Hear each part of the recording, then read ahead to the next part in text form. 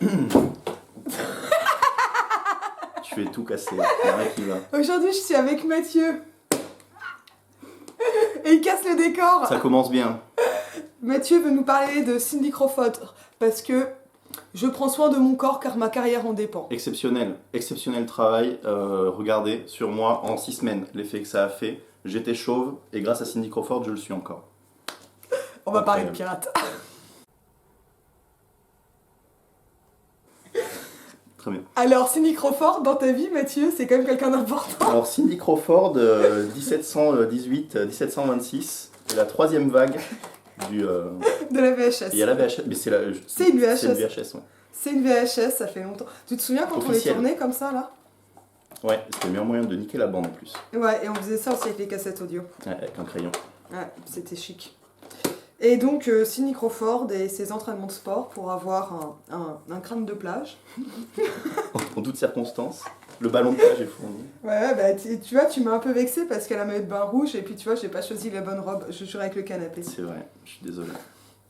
Non, mais c'est une magnifique cassette que j'ai trouvée dans une boîte à livres. On va peut-être passer au vrai sujet parce que là, tes viewers vont commencer à croire qu'on se fout de leur gueule. Alors qu'on se fout juste de la gueule de la VHS. De la nôtre. Hein. Oui, oui, et puis... Je l'aime bien quand même cette cassette, je suis content de la retrouver. Et c'est une cassette élue par elle, il y a marqué, regardez. Là, élue par elle, voilà. Incroyable, hein. Et derrière, il y a... on se comprend, on se fout pas totalement de votre gueule. Il y a séance 1, séance 2 et mini-séance parce que vous êtes une femme ou un homme active.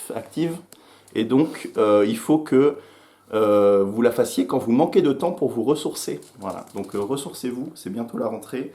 N'hésitez pas. Voilà, je la sors du cadre parce que sinon Azélie va jouer avec la vidéo. Ah ouais, ça me lance sur l'île des tentations du beach body. Et c'est pour ça que nous allons parler de piraterie, parce que les pirates, c'était des gens qui faisaient attention à leur corps. Exactement. C'est une vidéo que j'ai déjà faite, mais toute seule il y a longtemps. Puis on l'a pas revue parce qu'on a eu la flemme. Et puis moi je lui dis, Mathieu, c'était rigolo, on refait. En fait, ce qu'il faut savoir, c'est que j'ai lu ce livre dans l'été. Et c'était donc sur une recommandation d'une des premières vidéos d'Azélie.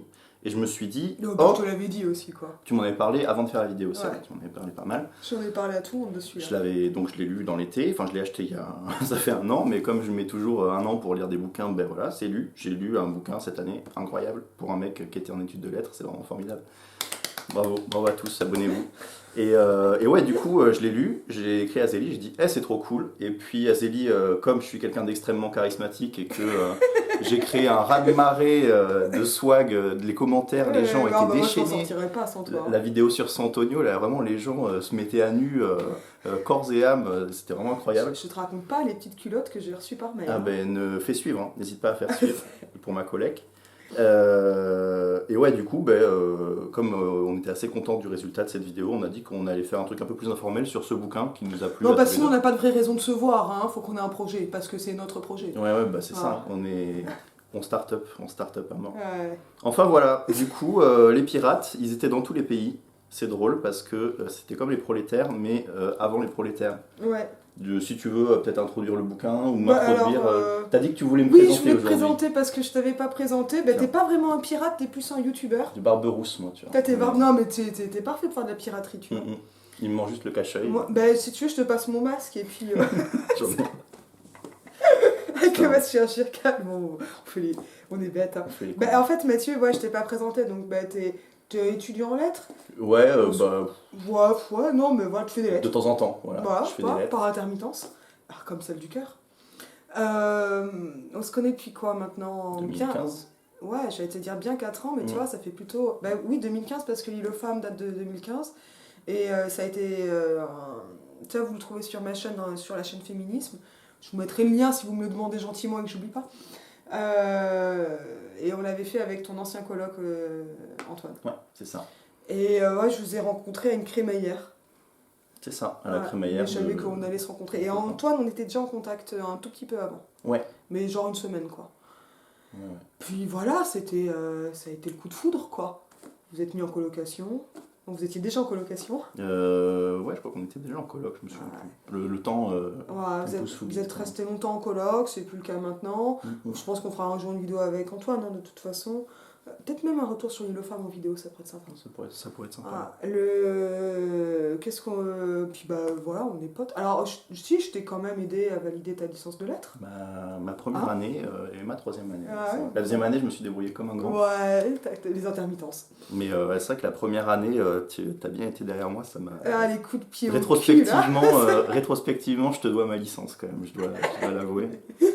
Enfin ouais, voilà, bon tout ça pour dire que oui, on se connaît depuis longtemps, et puis qu'est-ce que je fais quand je fais pas des lettres T'es youtubeur parce que tu co-animes avec Antoine Twin Peaks. Ouais, Twin Peaks et Twix, donc c'est une chaîne qui s'appelle Twix, c'est de l'analyse comparée de jeux vidéo, abonnez-vous, en gros on prend 2 jeux vidéo ou plusieurs jeux vidéo, mais en général c'est 2 jeux vidéo qui sont le noyau de l'émission, et on les décortique, on les analyse, on voit comment ils répondent à une problématique et comment ils s'articulent autour de celle-ci.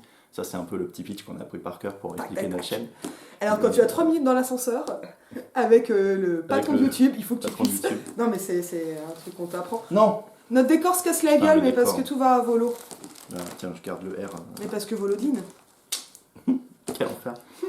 Et ouais, donc on fait ça, et enfin on le fait plus parce que maintenant on est investi dans d'autres projets, chacun de notre côté. Ouais, mais c'est vraiment comme ça que j'apparais même en caméo, donc vous pouvez aller voir les vidéos pour essayer de me retrouver. C'est vrai, Azélie dans le rôle du détective, impressionnant. En plus, j'ai déjà fait une vidéo sur un détective. C'est vrai, avec le bouquin pour enfants du détective, je me souviens. Ouais. Et puis plus récemment, depuis quelques mois, bon là c'est un peu en pause parce que c'est l'été, qu'il y a du boulot, des trucs comme ça.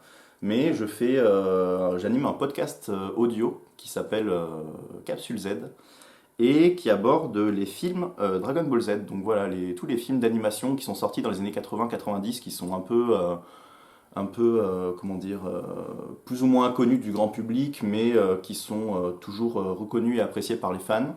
Ben voilà, avec un ami, Ika, hop là, hein, si tu nous écoutes. C'est un podcast qui dure à peu près 1 heure, qui est publié de temps en temps, donc c'est tous les 15 jours, et voilà, on parle de ces films-là qui sont appréciés par la commu, qui sont discutables, et puis voilà, on parle d'esthétique, on parle de références, on parle de western, on parle de SF, enfin on parle de tout ce qui nourrit ces films, et qui sont conçus en fait à la base pour un public d'enfants, mais qui évidemment se nourrit de plein de choses. Et nous, c'est ce qui nous intéresse, quoi, le mélange de genres, etc. À partir d'un shonen, donc voilà, d'un manga pour garçons, hein, je traduis pour que tout le monde soit au courant.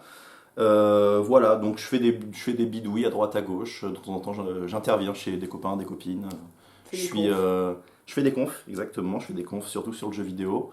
Voilà, je suis vidéaste, mais chez les autres.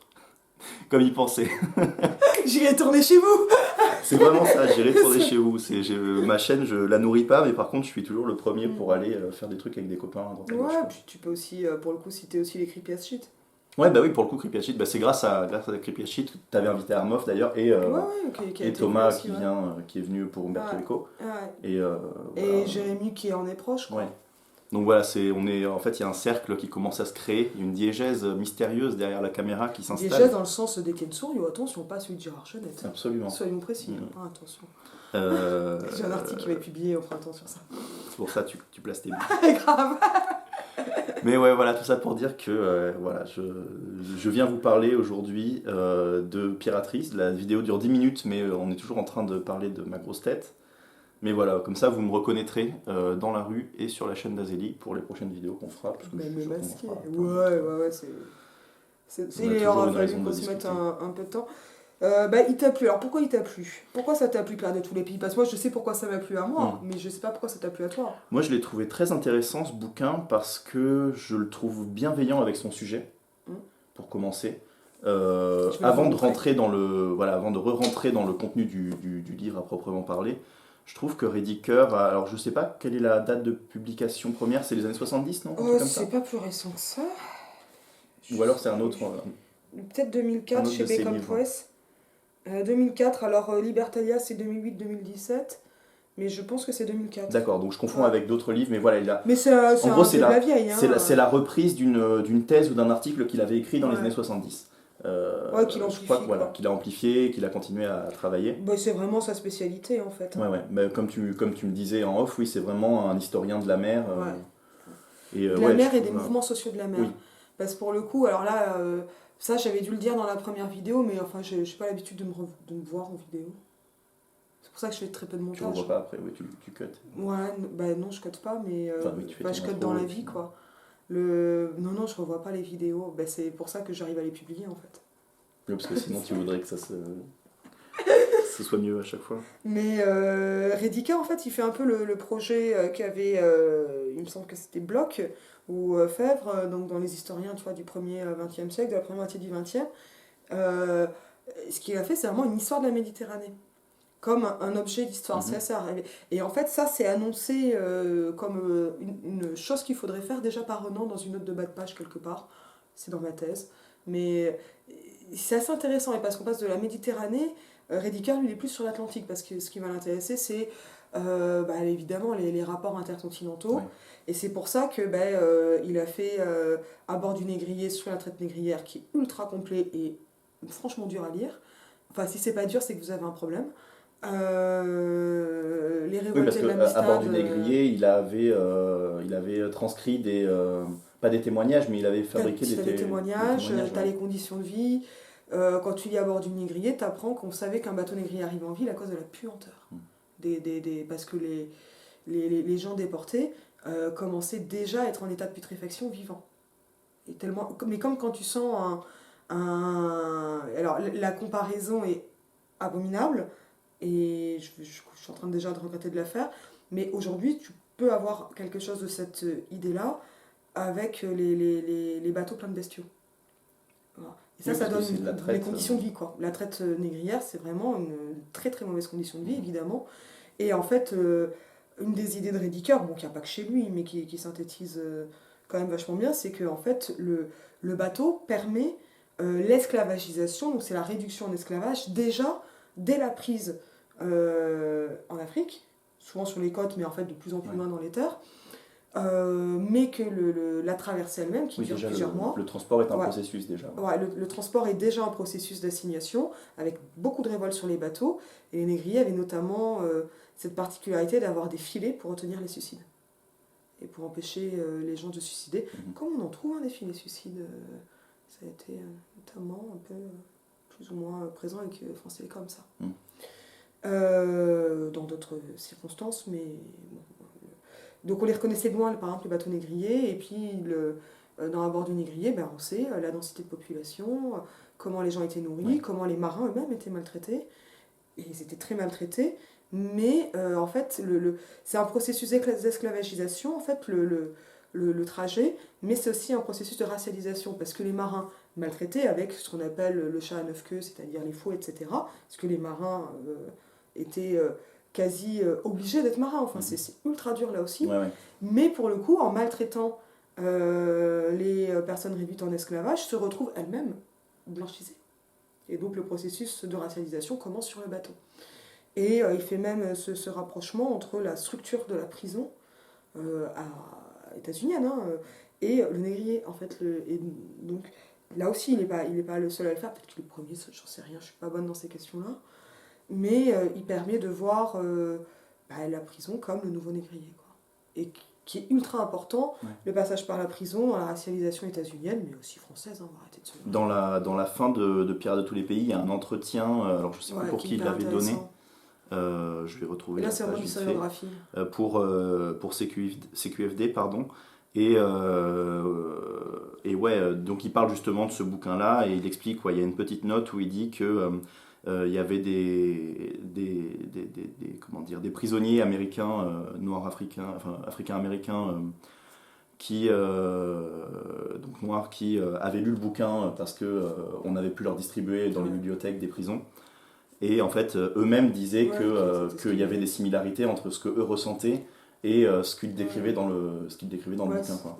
c'est pas juste une hypothèse théorique. Ouais, ouais, ça se ressent Avec dans le les corps, travail quoi. forcé, la promiscuité, Ouais. l'enfermement. C'était aussi, en fait, par exemple, le mat de vigie, comme la surveillance depuis les Miradors, enfin, des trucs ultra précis. C'était quoi. déjà précis Ouais. et présent à cette époque-là. Ouais. En tout cas, ce que je trouve remarquable, pour le coup, c'est, voilà, quand je disais bienveillance, c'est pas Ouais. bienveillance, enfin, c'est bienveillance Ouais. envers les pirates, quoi, et Ouais. envers les personnes qui Bah, c'est un livre, subissaient c'est même un livre ultra ces partisan, pouvoirs, quoi. Pirates de Oui, tous bien les sûr. pays. C'est clairement un livre de gauche. Alors, passer de l'histoire d'en bas, on va fouiller il va fouiller les archives. Il a aussi fait dans l'histoire expérimentale, donc il envoyait avec ses étudiants et tout, façon 18e quoi. Mais Pirates de tous les pays, c'est vraiment. Alors pour le coup, c'est vachement plus fun qu'à bord Oui. du Négrier. J'ai pas lu Les Révoltés de l'Amistad, ça a été adapté au ciné par Spielberg. Oui, j'ai vu ça. Et lui-même était, dans le bouquin, il dit que cette adaptation ne lui convient pas du tout. C'est un récit, c'est de Ouais. l'époque, c'est de l'épopée, c'est pour ça que ça peut pas. J'ai vu ni le film de Spielberg, ni lu le J'ai livre vu de Riker, là. qu'il y avait une série qui avait été adaptée de son travail aussi, qui était sortie en 2018, mais j'ai pas vu la C'est série. Roots. Ah non, autre chose, c'est quoi Roots, c'est pour le coup, c'est pas les mêmes questions. Je me souviens plus, mais Non, on en tout cherche cas, pas. voilà, ça a été adapté. Bah, au niveau médiatique, il prend un peu la suite de World's In, en tant que grand historien de gauche. Mhm. Et historien des mouvements sociaux, mais avec quand même ce truc qui. Alors, je travaille quand même vachement l'histoire, même si je suis pas historienne mais littéraire, j'étudie un historien, quoi. Et il a une façon de faire d'histoire qui est assez empathique, tu vois, quand tu dis bienveillante. Qui prend position, quoi. Hein. Il préfère les pirates aux mers. Mais il le dit, il voilà, assume très clairement. c'est très net. La fin du bouquin, on peut la reprendre. Hein. Ces hors-la-loi ont mené des existences courageuses et rebelles. Aussi longtemps qu'il faudra résister aux puissants et à l'oppression, nous devrons nous souvenir d'eux. Ouais. Enfin, le parti pris est clairement assumé. Ouais. Et c'est ça que je trouve remarquable dans le bouquin, c'est que, bon, déjà, idéologiquement, c'est un positionnement qui me correspond. On peut dire ça comme ça. Et aussi, je trouve aussi remarquable la façon dont il décrit la façon dont les processus économiques sont des processus politiques. Ouais. Et ça, il le fait donc avec des chiffres, évidemment, parce qu'il décrit la traversée des bateaux. C'est ultra précis. Il y a des cartes à la fin, on peut vous la montrer. Voilà, c'est il y a des quelques illustrations, cartes. mais Il y a il y a aussi celle-ci, des trucs super sérieux. Hop. Un peu plus bas. ici. Voilà. C'est moi, je baissais la tête pour que ça fasse plus bas, mais ça marche pas. Il y a des cartes avec les C'est différents comme, tu sais, quand je itinéraires joue à un jeu pirates. bagnole, ça m'arrive rarement, mais je Tu tourne. tournes la manette, bien sûr. Mais je tourne tout mon corps, pas seulement la manette. Et puis voilà, il y a des cartes piraterie et répression. Enfin voilà, il y a quelques addendums, n'est-ce pas Addenda. Addendo, Adindar. qui Tom- sont Tom Plat. oh putain, le latin, laisse-le où il est, le pauvre. Qui rendent le bouquin déjà, enfin qui renforce la sensation que c'est un travail vraiment costaud, parce que tu as C'est du vraiment support, costaud. t'as des dates. En fait, ce que je trouve un peu, ça m'a un peu désarçonné, mais il y a beaucoup d'informations en termes de dates, en termes de noms. Et et c'est pas chronologique en fait. Moi, Oui. je lis pas beaucoup de livres d'histoire, et pour moi, je m'attendais vraiment à une espèce de chronologie des pirates. Alors tout de suite dans le bouquin, ça commence sur une narration de voilà les pirates. D'ailleurs, le début, je le trouve génial. Bah, tu veux le lire ou je le lis Je peux le lire si tu veux. Mais voilà, en gros, c'est une narration, quoi. C'est pas du tout on va vous parler de ça, etc. Alors, chapitre 1, le conte de deux terreurs. Je lis juste la première page et puis ensuite on reviendra sur ce dont on est en train de parler. Ou pas. Hein. Ou ouais, mais enfin, le sujet est encore intéressant, on peut continuer d'en discuter. En ce début d'après-midi du 12 juillet 1726 à Boston, William Fly monte sur l'échafaud. Alors j'ouvre une parenthèse, 12 juillet 1726, en fait ça correspond à la date de fin de ce qu'on appelle la piraterie. Donc il commence son bouquin par en fait la fin de l'histoire. T'as spoilé. C'est trop cool. C'est du Christopher Nolan du livre. À la fin c'est lui. Il doit être pendu pour piraterie. Sa démarche est leste, à l'image de celle d'un marin qui embarque. Entre ses mains rendues calleuses par les cordages, il tient un bouquet de fleurs. Son visage, tanné par les intempéries, affiche un air souriant. Il n'exprime aucune culpabilité, aucune honte, aucun remords. En fait, comme le note le juge Cotton Mather, présent sur les lieux, il ne semble pas concerné par ce qui lui arrive. Une fois sur le gibet, son comportement change radicalement, mais pas dans le sens escompté. Ses gestes se font plus décidés, il s'approprie la potence. Il inspecte d'abord soigneusement la corde qui doit enserrer son cou. Il se tourne ensuite vers le bourreau d'un air déçu et lui reproche de ne pas connaître son métier. Devant la foule médusée, rassemblée au pied de l'échafaud, il rectifie lui-même le nœud afin de rendre les choses plus pratiques et efficaces. Il harangue le bourreau et la foule, criant qu'il n'a pas peur de mourir et qu'il n'a causé de tort à personne. Selon Mater, Fly est déterminé à mourir en bon gars. Voilà, ça commence sur la mort d'un pirate. Bon, il se trouve que c'est William Fly qui est quand même une des figures les plus reconnaissables. Mais voilà, dans les pages qui suivent, il y a des sauts dans le temps. Il va parler d'autres pirates qui vont vivre différemment des situations similaires, parce qu'on assiste en fait dans ce bouquin à une éradication systématique de la piraterie. Et ce que je trouve très intéressant, c'est qu'il aborde plusieurs époques, mais il se concentre vraiment sur 1718-1726, ou enfin 1710-1726, on va dire, sur 25 ans. Et c'est une période vraiment courte en fait. C'est une période très très courte, et c'est la période qui a vraiment fabriqué l'imaginaire de la piraterie. Parce que en fait, il explique que, bon, je vais pas retrouver la page, j'aurais dû me mettre des petits signets, mais que oui, en fait, il y a trois étapes dans faut signer. Il y a trois étapes dans la piraterie, dans trois étapes historiques. Il y a une première étape qui est donc celle qui correspond plus ou moins à la découverte de l'Amérique et à l'appropriation des ressources par l'Europe de l'Ouest. Ensuite, on a une deuxième étape qui correspond à la fabrication des trajets commerciaux de ces ressources. Donc on a d'abord cette espèce d'épopée militaire, ensuite on a une épopée commerciale. Et la troisième étape, en fait, donc 1718-1726, c'est vraiment le développement de la traite négrière. Et justement, la troisième époque de la piraterie correspond à un moment où les pirates veulent absolument s'approprier les ressources qui sont celles des négriers, et en profiter pour libérer du coup les esclaves et faire leur la force, voilà, la force. Puisque les pirates, ils sont de toutes les couleurs. Exactement, le titre porte bien son nom, pirate de tous les pays. C'est vraiment l'idée que tout le monde peut être pirate, et à partir du moment où on porte le statut de pirate, quelle que soit l'origine, en fait, on s'extirpe des considérations. On est extirpé en fait, parce que c'est on devient apatride. C'est ça, c'est les. Mais ce qui veut dire que la piraterie, et ça c'est vraiment un truc qui clairement le touche, est un premier internationalisme. Ouais. Et aussi un premier essai démocratique.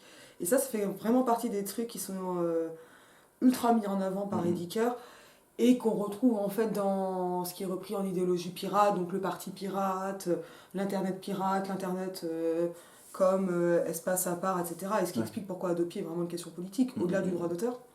Parce qu'il y a ça en fait. Et ça, c'est pas, en fait, quand je dis un imaginaire, c'est aussi un activisme. En fait. Qui est donc voilà, de se dégager de la tutelle des puissants et des nationalismes. Ouais. Quoi. Mais quand tu parles de développement démocratique, etc., c'est vraiment très intéressant. Il y a toute une section qui explique justement que ce qui fait loi sur le bateau, c'est pas le capitaine, sur le bateau pirate, c'est pas le capitaine, c'est la masse des pirates qui décident ensemble de qui est le capitaine, de qui est le contremaître. Alors le capitaine et le contremaître ont des pouvoirs effectivement sur le bateau, mais c'est des pouvoirs qui sont mandatés et qui sont annulables à tout moment. Et quand c'est annulable et annulé, ça peut aller vite. C'est le capitaine qui est annulé, vraiment littéralement. Ouais. Quoi. Et du coup, ça évite les cas de tyrannie sur le bateau. Bien sûr, évidemment, il y a une question économique qui se pose aussi. Donc on a aussi la question de la part de et avec une invention de sécurité sociale pour en imaginant une espèce de fonds de retraite. Oui, c'est ça, c'est un fonds pour blessés. C'est-à-dire que quand on est estropié, quand on perd un bras, une jambe, un œil, etc., on est rétribué à la hauteur de ce qu'on a perdu. Mais aussi, il y a tout simplement une question de part équilibrée, à savoir que, donc dans le bouquin c'est dit, le capitaine touche une part et demie à 2 parts. Les contremaîtres et les personnages qui ont vraiment de l'importance sur le bateau, comme le charpentier, les médecins, etc., ont une part et demie à une part et quart, et sinon tout le monde a une part. Et après, on peut avoir éventuellement des petites primes de travail sur des situations, mais ça reste interchangeable, et il n'y a pas un écart de revenus qui est significatif. Mais ça ne peut même pas atteindre de 1 à 3. Ouais. Ce qui est quand même un truc. Même en URSS, il n'y avait pas ça. Et les bateaux fonctionnent très bien. Et là où on aurait pu. Ce que je trouve aussi intéressant dans ce bouquin, c'est que le bouquin explique un peu en filigrane la fin, en filigrane, pas uniquement, la fin de la piraterie, comme n'étant pas, comme on peut la voir dans les œuvres, on va dire, dans les films, Moi j'ai fait récemment Uncharted 4, donc c'est un jeu d'exploration, un peu pour ceux qui connaissent pas, c'est un jeu à la Indiana Jones où on doit se balader dans des décors luxuriants, dans des jungles, etc. Et bon, en gros, le jeu, le 4 est porté sur Libertalia, justement, qui est la cité fantasmée des pirates, qui est le nom de la maison et qui est le nom de la maison d'édition. Traduit par Fred Alpi. Et donc. Pirate de tous les pays. Non, mais parce qu'il va la regarder. Ah, bah génial. Tu sais que la première, elle a été envoyée à Marcus Rediker. Putain, par Fred Alpi. Mais. Après, je sais pas ce qu'il en a pensé, mais voilà. C'est cool. Tout ça pour dire que voilà. J'aurais dû te le dire après. Ouais, je vais être ému maintenant. Dans Uncharted 4, du coup, le héros doit trouver Libertalia, et quand on trouve Libertalia, il se trouve que la fin du jeu, c'est la cité a disparu parce que tous les chefs pirates se sont entretués pour obtenir l'or. Et ça, c'est un mensonge en fait, et c'est un mensonge qu'on va retrouver régulièrement dans la culture populaire, comme quoi le pirate est un personnage méchant, bien sûr, là on enfonce un peu des portes ouvertes, mais c'est un personnage qui est sanguinaire, avide, etc.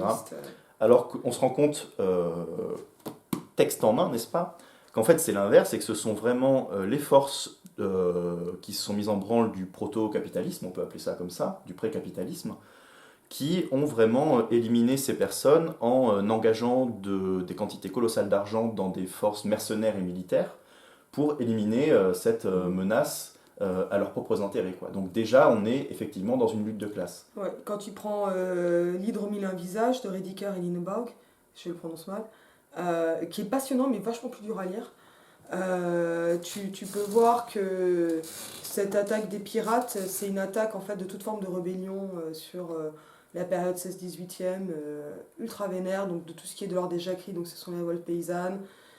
Et il y avait des jacqueries parce qu'il y avait une appropriation des terres, d'abord en Grande-Bretagne et en France jusqu'au 19e. Enfin, de toute façon, ça dure encore. Vous savez, les impasses qui sont privatisées avec des portails, ça c'est un nouvel âge du capitalisme, une appropriation des communs. Faut quand même s'en rappeler. Tu l'as avec les lois sur le vagabondage, l'enfermement qui était étudié par Foucault. Enfin, et là, c'est vraiment un livre qui m'a beaucoup marqué. L'Hydre mille et un visages, auquel je suis arrivée après Pirates de tous les pays, mais plus dur à lire, vraiment.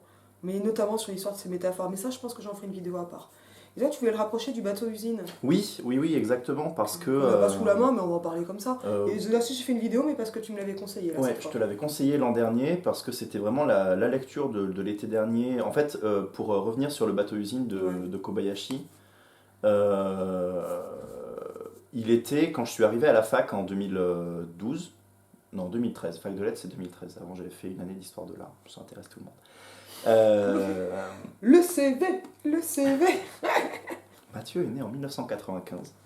Oh le bébé. D'une mère lando vendéenne, d'un père berrichon. Le Berry Fromage de chèvre. Non mais ça parce que j'étais la semaine dernière. Tu me ramènes pas de fromage de chèvre alors que tu vas dans le Tu crois qu'on m'a filé du fromage de chèvre dans le Berry? Moi j'ai mangé ce qu'on me donnait. Putain, on m'a donné de l'amour, regarde, tu vois, maintenant on tourne une vidéo, c'est l'essentiel. Qu'est-ce que je racontais comme connerie? Oui, quand je suis arrivé en fac de lettres, il y avait un des sujets qui était donc le bateau usine et le roman prolétaire, etc. Ça m'avait beaucoup plus. Turns out que en fait je l'avais pas lu à la fac parce que je m'étais inscrit 3 semaines trop tard et que du coup le seul cours dans lequel il restait de la place, c'était celui de Monsieur Mespouled sur j'ai un trou. Qu'est-ce qu'on avait bossé? C'était la moustache?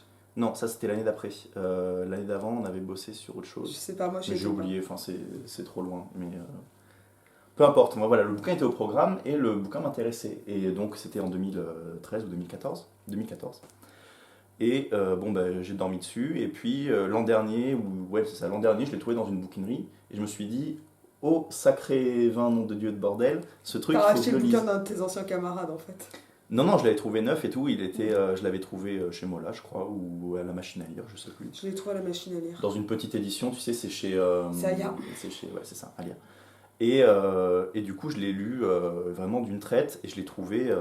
C'est vraiment une de mes lectures aujourd'hui, tu vois, je dirais, c'est une de mes lectures fondatrices dans ma construction politique, je pense. parce que c'est un bouquin. Donc voilà, si vous n'avez pas vu la vidéo d'Azélie l'an dernier sur le sujet, Il va falloir que je mette plein de liens en description, j'ai la flemme. en gros, ouais, c'est un bouquin qui a été écrit par un auteur. Alors je crois que c'est Kobayashi son nom, je me Il me souviens semble. plus de son prénom. Voilà, c'est un auteur japonais qui avait entre 25 et 30 ans quand il a écrit ses bouquins, entre 1925 et 1933. Et il a été assassiné par la police politique japonaise en 1933, je crois.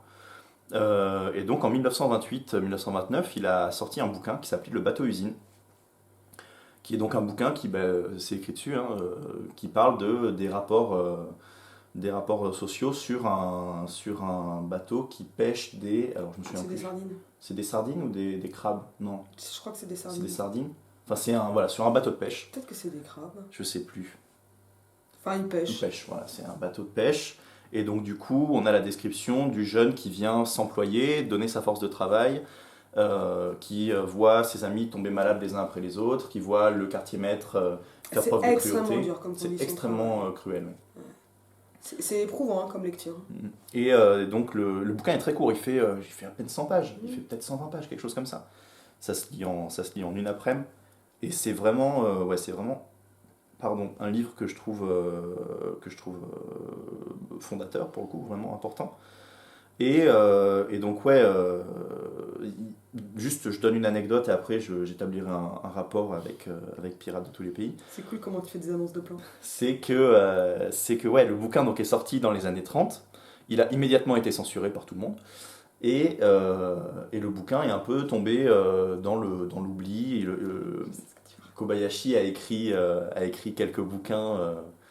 Il en a écrit deux, trois autres. Enfin, il n'y en a que deux qui ont été d'ailleurs édités en France pour le moment. Deux ou trois, je crois, mais moi j'en ai trouvé que deux en tout cas. Parce que quand je l'ai fini, j'ai voulu tout de suite lire ce qu'il avait fait d'autre. Peu importe. Et donc voilà, le bouquin est tombé dans l'oubli pendant 80 ans. Et pendant la crise des subprimes en Ça a été devenu un best-seller. 2006-2008, le livre est ressorti parce qu'une pas une bibliothécaire, mais une libraire en fait a retrouvé le bouquin, elle l'a lu, elle a trouvé ça incroyable et ça a évidemment fait écho avec entre la force de travail employée par les personnes sur les bateaux avec la violence que ça implique et le travail au lance-pierre qui est celui de la jeunesse japonaise des années 2010. Et donc du coup le livre a trouvé un écho retentissant dans les corps et dans les esprits de cette jeunesse-là. Et donc du coup, ouais, le livre a fait un carton. Et c'est pour ça qu'on l'a chez nous aujourd'hui, je pense, parce que vraiment ça a fait un carton. Donc le livre a traversé tout un tas de pays. Et ouais, la petite anecdote intéressante, c'est que quand le livre a explosé, les lecteurs du livre en fait s'appelaient eux-mêmes entre eux par le nom du bateau. Et donc, ils s'appropriaient un peu aussi cette forme de travail aliénant. Il y a eu des mobilisations politiques qui reprenaient le roman en fait. Ouais, alors j'ai oublié comment Et s'appelle pas le forcément roman romanesque. comment s'appelle le roman en japonais. J'ai un trou de mémoire, en ce moment je creuse des trous. Mais en gros, voilà, ils s'appelaient entre eux les bateaux usiniers, quoi, pour faire un barbarisme qui soit à propos.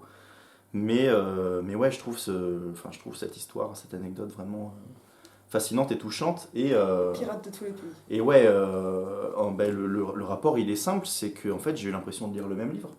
J'ai eu l'impression de lire les mêmes situations, les mêmes conditions de travail à 200 ans d'écart, puisque la fin en gros du bateau-usine, c'est une révolte sur le bateau qui conduit à un renversement politique des êtres voilà, qui vont en fait faire grève et faire une révolte et prendre possession du bateau qui est une unité politique à elle seule. Et là, dans le cas de la piraterie, c'est pareil, on se rend bien compte que au sein des structures, on va dire, commerciales, des constructeurs de navires, des personnes qui embauchent, etc., qui forment en eux-mêmes une structure un peu macro, on va dire, une structure politique un peu macro. Et au sein de cette structure-là, il y a des unités qui sont les bateaux, qui sont elles-mêmes des structures politiques, et les bateaux pirates, pour boucler ma phrase, sont eux-mêmes sont elles-mêmes des structures politiques, des bâtiments, en fait, on peut Et utiliser qui le mot viennent bâtiment, parasiter le système. qui sont renversés à petite échelle et qui essaient de renverser la plus grande échelle. Et c'est ce que j'ai trouvé, magnifique Et dans comme le dans le rapport que j'ai bateau fait en usine, on ne sait pas quand même non plus dans quelle mesure les pirates se rendaient compte de la globalité et avaient ce qu'on appelle aujourd'hui une conscience politique, parce que c'est très compliqué de définir la conscience politique du passé, parce qu'évidemment elle ne se pense pas de la même façon qu'aujourd'hui. Et clairement, je ne pense pas que les pirates avaient la conscience politique de Marcus Rediker, que là, il y a quand même des moments où ils projettent. Mais ça, c'est aussi ce qu'on voit avec le bateau usine, c'est que en fait, ce sont des gens qui au départ ne sont pas tellement formés politiquement. Oui, t'as pas besoin d'être formé politiquement. Ce dont tu as besoin pour effectuer et participer à un renversement, c'est juste de sentir dans ta chair que tu souffres de cette hiérarchie-là et que tu as besoin que ça change parce que ça dépend enfin, c'est vital pour toi, quoi. Et ça, c'est quelque chose que j'ai trouvé remarquable dans Pirates de tous les pays. C'est vraiment la façon qu'il a de nous montrer avec des chiffres, des données historiques, des données qui sont très, on va dire pas abstraites, mais qui sont qui nous glissent un peu dessus comme l'eau sur les plumes d'un canard si on veut pas s'y pencher. Mais en fait, on se rend compte de la souffrance très concrète et de la joie que porte. Il parle beaucoup de la joie des pirates. Le Jolly Roger, voilà, c'est l'emblème par excellence de la joie qu'ont ces pirates à essayer de constituer à petite échelle, donc à l'échelle du bateau, mais aussi à grande échelle avec le réseau en fait des pirates entre eux qui se reconnaissent, qui s'estiment, qui se saluent, qui travaillent entre eux, qui échangent les bateaux, qui créent quand ils capturent des bateaux différents lignages pirates. Voilà, une espèce de famille politique qui est un espèce de effectivement, enfin le bouquin, le titre du bouquin en fait un jeu de mots, mais une espèce de de pré-prolétariat qui, sans s'assumer comme tel, porte déjà, pas les stigmates nécessairement, mais porte déjà les marqueurs de ce qu'est une classe politique et de comment elle se bat contre une autre, une classe sociale. Putain, j'ai fait un joli tunnel. C'est pas mal, hein? Tu pourras l'envoyer à ma mère, celui-là. Elle sera fière. Je te laisse t'en occuper. Et ouais, non, je l'ai pas relu là, tu vois, Pirates de tous les pays depuis longtemps, pourtant, il est dans mes toilettes. Chez sa place, il devrait être dans les toilettes de tout le monde. Ah, et là, il est assez ouf, parce qu'il passe aussi par le récit. Ouais. Là où le bateau usine mettait en place une narration collective qui était dingue. Ouais. Donc c'est-à-dire qu'on ne suit pas un seul personnage. Ça, c'est un truc qu'on retrouve après dans le Poponax de Monique Wittig, mais ça, il faudra que je fasse une vidéo sur le Poponax un jour. Mais lui, Rediker, il met en avant des figures quand même ponctuellement, plus que dans le bateau usine, de façon plus marquée, parce qu'il y a besoin d'avoir quand même... on sent qu'il a envie de mettre en avant des rôles modèles. Ouais. Mais ce que je trouve intéressant, je te coupe là-dessus, c'est qu'il met en avant des pirates, mais il met aussi en avant les anonymes. des anonymes, et il met pas en avant que des personnes de ce côté-là de la barricade, entre guillemets, tu vois. Il va aussi développer les rôles de... ça, c'est vraiment l'histoire d'en bas, de s'attacher à de la micro-histoire comme ça. Il va aussi développer des points de vue de magistrats, par exemple, et comme ça, on comprend pourquoi. Ouais, et comment dire, on comprend pourquoi il y a conflit. Et d'un négrier aussi lui-même vers la fin du bouquin, tu vois. Et voilà, il développe tous ces différents points de vue, tout en restant partisan. Et on voit les points de vue. Cotton Mather, c'est le nom voilà, du mec qui a pendu William Fly au début du bouquin. Et là, j'ouvre une page au pif et je revois son nom. Et c'est vrai que au fil du bouquin, tu as des figures qui reviennent. C'est tressé, tressé comme un cordage. C'est tressé, tu as des figures qui partent, qui reviennent, etc. C'est ultra bien écrit. Et ça construit à la fois une image de ce qu'était la piraterie. Pour le comparer à d'autres bouquins d'histoire, on peut pas dire que ce soit de l'histoire romanesque, littéraire, comme Jablonka peut le faire avec Laetitia. Et de façon, à mon avis, très discutable. Je suis très mal à l'aise avec le Laetitia de Jablonka. J'écris un billet de blog là-dessus, ça m'intéresse, vous me le demandez. Mais par contre, il y a bien un tressage, un outil, un emploi des outils littéraires qui est ultra fin. Ouais. Et qui est moins net à bord du négrier, qui est beaucoup plus thématique, avec aussi des parties comme ça, très chronologiques, etc. Pirates de tous les pays, c'est vraiment fait pour être un patch turner, quoi. Ouais. Après, il y a des chapitres qui sont différentes thématiques. Oui, il y a des thématiques. Mais ce que je trouve intéressant, c'est qu'ils reprennent les mêmes personnes et que tu as des angles différents de visibilité qui viennent compléter les personnages, ça donne des lumières différentes. Non, mais c'est un côté nouveau roman, mais en très vivant. C'est hyper étonnant et littérairement, littérairement, ça se voit pas trop parce qu'on est pris dedans, mais en fait, et puis parce qu'il n'y a pas un côté démonstratif, tu vois, sur la mise en récit, enfin, ou la mise en histoire. Mais par contre, c'est. Enfin, on fait pas ça par hasard en vrai, hein. C'est pas juste il y a pensé au fil de la plume, quoi. Non, non, c'est construit. Bah là, je peux vous lire la liste des chapitres.